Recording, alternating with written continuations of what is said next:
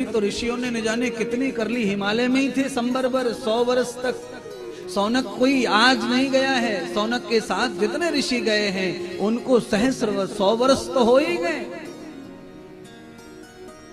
100 वर्ष की भक्ति करके भी चिंता गई नहीं है, टेंशन गया नहीं है, बेचैनी गई नहीं है, चंचलता गई नहीं है, शंका गई नहीं है, समाधान हुआ नहीं है।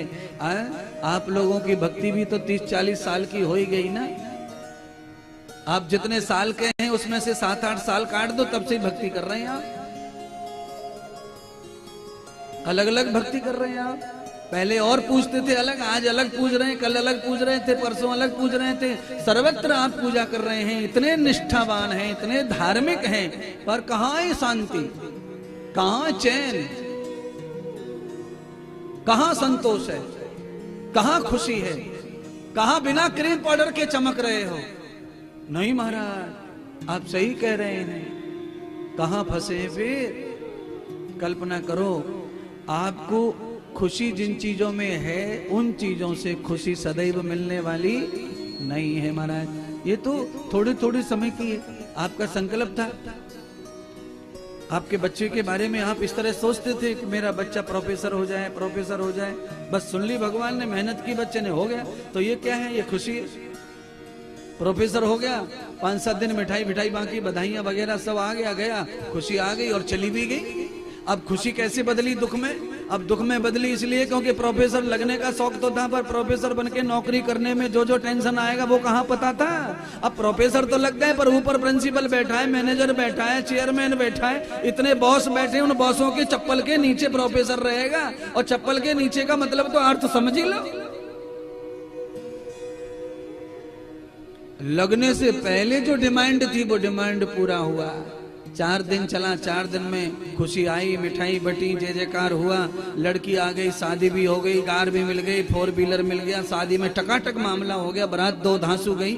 उसके बाद में ये 3 साल की नौकरी होगी प्रोफेसर की, 5 गोली चल रही है, एक लंबी, एक गोलमोल सी, एक लाल कलर की, एक पीले कलर की और व्हाइट कलर की, और एक कैप्सूल सीधो जा रहा है। 5 गोली खा करके प्रोफेसर को नींद आती है रात को, इतना टेंशन में आ चुका है प्रिंसिपल के टॉर्चर के मारे। एक जीवन में खुशी हो तो निपटे।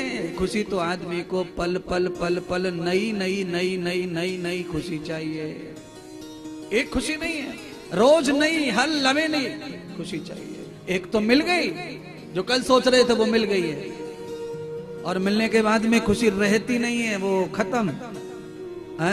अच्छा बोलो, जीभ के ऊपर पानी कब तक आता है? जब तक पानी पूरी मुंह में ना घुसड़ रही तब तक आता है।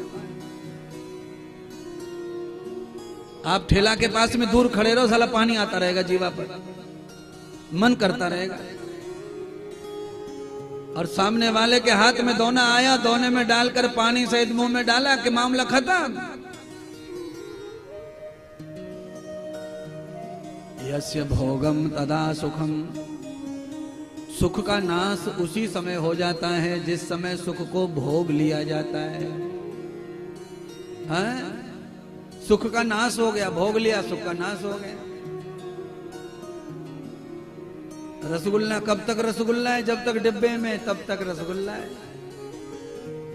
रसगुल्ला दाढ़ के नीचे आ जाए तो वो रसगुल्ला रह जाता है क्या? सारा कचड़ा बना देती है दाढ़ उसका।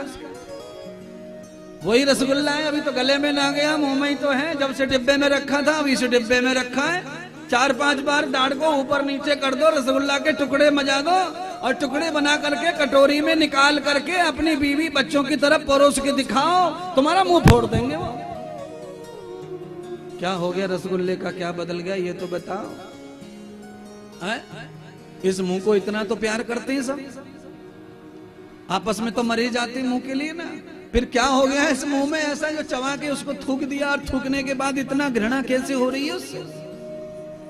तात्पर्य क्या है? तात्पर्य यह है कि श्रीमद् भागवत में जो लिखा लेख है उस लेख को समझने का प्रयत्न करना है। समझाने के प्रयत्न तो हम कर ही रहे हैं। हमने कहा सुख कब तक सुख है? जब तक सुख भोग नहीं जा रहा है तब तक वो सुख है। जैसे ही सुख को भोग लिया जाता है वो सुख नहीं रह जाता, वो वहीं नष्ट हो जाता है। फिर उसके लिए दूसरा सुख चाहिए, तीसरा सुख चाहिए, और सुख चाहिए, और सुख चाहिए, है?